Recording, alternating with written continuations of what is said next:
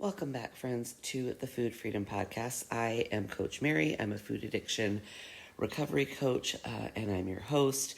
And I have a passion for helping women break free from the destructive cycles of food obsession, binge eating, emotional eating, and getting out of that diet mentality to help them stop losing and regaining the same weight over and over by finally repairing their relationship with food. And today I'm talking about something that should make everyone mad. If you have ever sat in your car in a drive-through thinking, I definitely have, right? Thinking, why am I here again? Why can't I just stop? And like trying to negotiate, okay, this is the last time I'm going to do this, and thinking, that if we were stronger, we wouldn't keep doing this, and, questioning like, why do I feel like food owns me? And so if that's you, if you've ever experienced that, this is something that you need to hear, because that experience that you're having, it's not by accident. So let me just start with saying, I don't know, I think most of you have probably heard of this, but maybe some of you haven't, but the bliss point was not an accident. I'm going to tell you about the bliss point. In the early 1970s-ish, fast food sales were like plateauing, and customers weren't returning as often as companies wanted. So they hired food scientists, not chefs, which is like what you would think a restaurant would hire, right? But no. They hired scientists, and the mission was to find the formula that keeps people eating past the point of fullness, and that's what they were hired to do. And that research led to something called the bliss point. So the bliss point is that precise combination of ingredients, namely sugar, salt, and fat, for flavor that maximizes pleasure and minimizes satiety signals. And so below that bliss point, food tastes kind of bland, and above it, food tastes too overwhelming. But right at it, your brain releases dopamine and says, yes, please, more please. And then that makes you feel like you're weak, but it's really just neurochemistry. The food hijacks your brain. Okay, so let me be clear that this is brain science. It's not a character flaw within you, okay? That didn't happen. That doesn't happen to you because, you have character flaws. It's brain science, okay? Highly processed food activates the same dopamine pathways that are involved in all addictive substances, right? So, no, it's not sugar, it's not cocaine, right? But it does stimulate the same reward system. It's just at a lower intensity. So here's what happens.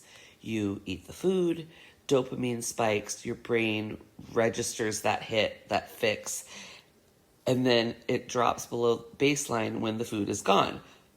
And that drop is what makes you reach for more before you're physically hungry again. That craving you feel is not you having something wrong with you. It's, I used to describe myself as like a bottomless pit, but really this is what was happening to me. It is engineered chemistry doing exactly what it's designed to do, and that is to keep us eating. Okay, so we also have to talk about the portion size game, because portions didn't grow over the years because customers demanded it. No. They grew because research showed that increasing portion sizes increased dopamine hits and also average spending. So a soda that used to be 7 ounces is now 32 ounces. I can remember as a kid, you either got we would go to McDonald's. That was like a big treat. It wasn't like a regular thing. McDonald's was a special occasion, and your choices were a small fry or a large fry. And then over the years, they added medium, which was the old large, and then the large became bigger, and then they went to super size, right? And so every, value upgrade in size was a calculated revenue decision. And so there was more food, more dopamine, more return visits, and you thought you just had no willpower. Okay. Also, part of this conversation has to be about ingredients that don't exist in nature. Okay, fast food isn't just potatoes, beef, and buns. Okay, it's flavor layering, it's texture engineering, and additives that amplify mouthfeel and those reward signals. And there are compounds added to cooking oils to like stabilize the foam. Like cooking oils without all those stabilizers like would foam up and overflow. So they add things to it to enhance the consistency. And then there are flavor enhancers designed to make food hyper palatable. And these combinations, they are not happening in your kitchen at home. Okay, they're industrial and they are very, very deliberate. Don't just take my word for it. Okay, there are books out there that you can read, all about how it happened. I've recommended them before, but there's the Dorito effect. I can never remember the name of the author of that book, but you can find it on Amazon. It's a white cover with a big giant Dorito on the front. And then also there are 2 books by Michael Moss. One is called Salt, Sugar, and Fat, and the other is called Hooked. But just a warning, they're very informative, but they also will make you mad.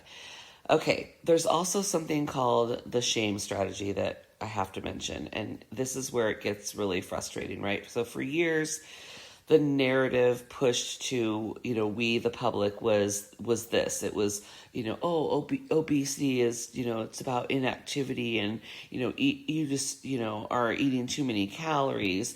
It's about laziness. You don't have, discipline. You just, they redirect the spotlight away from the food and they put it on you, the consumer.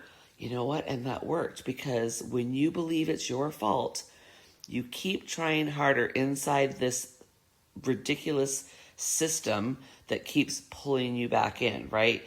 You diet.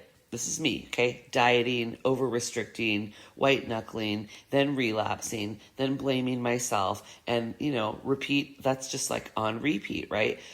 Here's what matters, okay? Knowing all of this, it's not going to make us immune, right? Like, the bliss point works below conscious awareness, right? You cannot mindset your way out of this neurochemical design. It's by design. But you can change your environment. You can change exposure. You can change what's accessible. You can change what's routine. And when you do, then powerful things start to happen.